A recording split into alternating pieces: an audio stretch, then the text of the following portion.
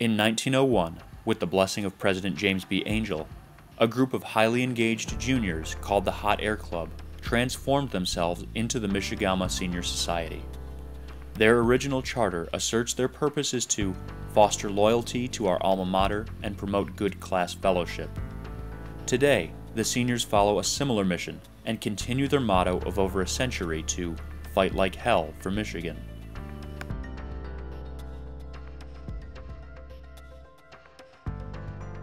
For over 100 years, the core values and the mission of this organization have been the same. It's to bring campus leaders together and allow them to leave Michigan a better place in which they found it. I believe the group exists to support the University of Michigan and for the betterment of the university. The value of Michigamua is that it takes groups, people from all these different groups, and bring them together to have a conversation about Michigan as a whole. Leadership is emphasized greatly here at Michigan, but are leaders learning from each other? Are they communicating about what makes their experience unique from leadership in a different venue? I don't think those conversations are happening, and I think our organization gives us the opportunity to learn from one another. Members profess that learnings from each other often trump other gains. The greatest thing that I've benefited from this organization is learning to work with a group of people that come from completely different backgrounds and learning to build consensus, bring my opinion, listen to their opinions, and work with people and make something happen, make change happen. And I think that's one of the strengths of the group. You didn't always see eye to eye with everyone in your class, but it was important to listen and be respectful of everyone else's opinion and take what you can, and hopefully everyone has the same goal in mind, and that's trying to better the university. What's unique about this group is the fact that you just don't have athletes. I think once you come to college and you're an athlete, you get caught up in a situation where you deal with mostly athletes because they have the same ideas, the same situations, the same schedule. But when you go in there and you meet somebody from Hillel, meet somebody from the ROTC, from Dance Marathon, from, the sororities, I think you see a whole different perspective of life on campus.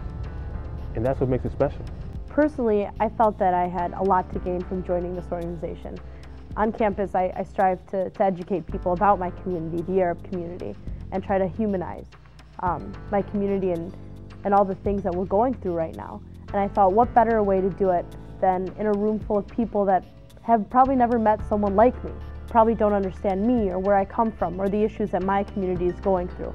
And the fact that I can communicate those struggles is reason enough to join, because now I have 22, 23 friends that understand where I'm coming from and now can look at the situation in a different light. And that accomplishes what I try to do outside of this organization. And that was the best part of it for me, was just meeting all those people and kind of interacting, finding out what was going on campus, and I think that ultimately made me a better person.